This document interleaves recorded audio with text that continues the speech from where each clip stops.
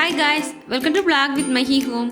இன்னைக்கு நம்ம சாதத்தோட இட்லி தோசை கூட சப்பாத்தி கூட எல்லாத்துக்கூடையும் சாப்பிடக்கூடிய ஒரு குழம்பு தான் பார்க்க போகிறோம். இந்த ஒரு குழம்பு வச்சா போதும், எல்லாத்தோடையும் நமக்கு சாப்பிட முடியும். இது எப்படி பண்ணலான்னு பார்க்கலாம். வாங்க வீடியோக்கு போகலாம். அதுக்கு நான் ஸ்டவ் பற்ற வச்சுட்டு ஒரு கடாயில் தாளிக்கிறதுக்கு தேவையான அளவு எண்ணெய் விட்டுருக்கேன். எண்ணெய் காய்ச்சதுமே நம்ம கடுகு போட்டுக்கலாம். நான் இன்றைக்கி தேங்காய் எண்ணெய் தான் யூஸ் பண்ணியிருக்கேன். உங்களுக்கு எந்த சமையல் எண்ணெய் இஷ்டமோ அதை விட்டுக்கலாம். கடுகு வெடித்ததுக்கப்புறமா கறிவேப்பிலை போட்டுக்கணும். ஃப்ரெண்ட்ஸ், என்னோடய வீடியோவை இப்போ தான் நீங்கள் ஃபஸ்ட் டைம் பார்க்குறீங்கன்னா சப்ஸ்கிரைப் பண்ணிவிட்டு பாருங்கள். கூடவே ஆளுங்கிற பெல் பட்டனையும் கிளிக் பண்ணுங்கள். அப்போ தான் நான் போடக்கூடிய வீடியோஸ் நோட்டிஃபிகேஷனில் வரும்.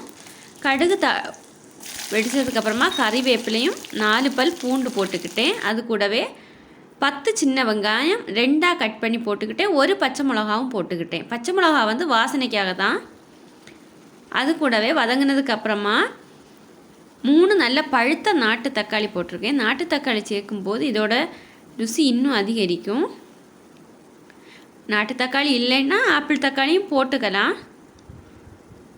தக்காளி கூடவே நான் உப்பு போட்டுக்கிறேன். அப்போ தக்காளி கூட உப்பு போட்டோன்னா அது சீக்கிரமாகவே வதங்கிக்கும். அதனால தான் இப்போ நான் உப்பு போட்டுக்கிட்டேன். தக்காளி நல்லா வதங்கட்டும்.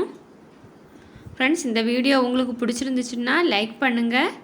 உங்களோட அபிப்பிராயத்தை எனக்கு கமெண்ட்ஸில் சொல்லுங்கள். நீங்களும் செய்து பாருங்கள்.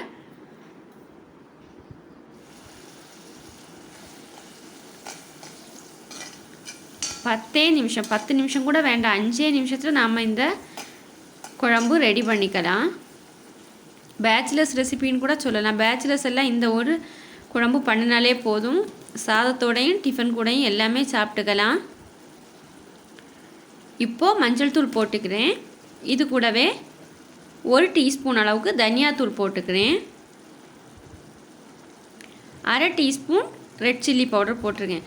சப்போஸ் உங்களுக்கு காரம் இதை விட அதிகமாக வேணும்னா ரெட் சில்லி பவுடர் நாம் 1 டீஸ்பூன் அளவுக்கு போட்டோன்னா 2 டீஸ்பூன் அளவுக்கு தனியா பவுடர் போட்டுக்கலாம்.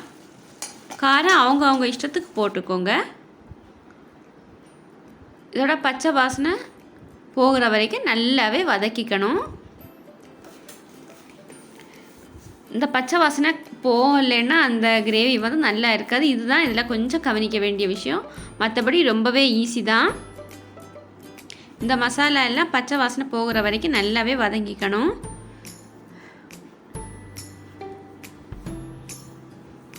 பாருங்கள், மசாலா எல்லாம் வதங்கி அந்த எண்ணெய் வந்து தெரியுது பாருங்கள், தெளிஞ்சு வர்றது மாதிரி.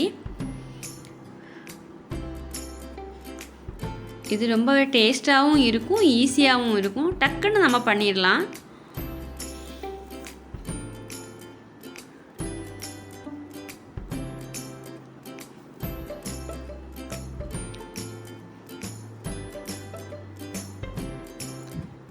பாருங்கள், எண்ணெய் தெளிஞ்சு வந்துட்டுருக்கு.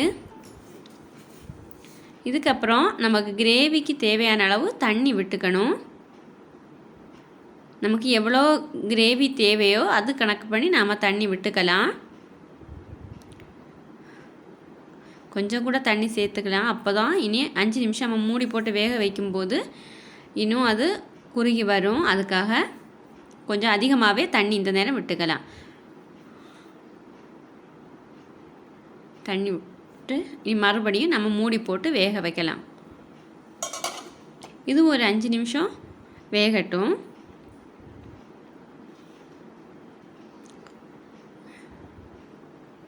இப்போ நம்ம உப்பெல்லாம் கரெக்டாக இருக்கான்னு செக் பண்ணிக்கிறோம்.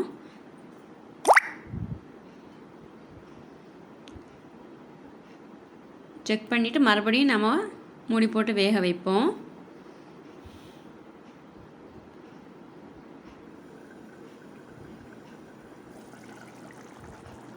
பாருங்கள்,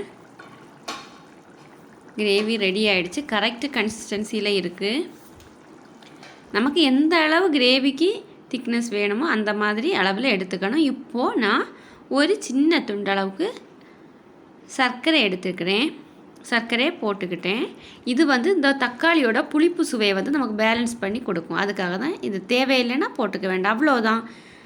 சுவையான தக்காளி குழம்பு ரெடி ஆயிடுச்சு. வீடியோ பிடிச்சிருந்துச்சுன்னா லைக் பண்ணுங்கள், ஷேர்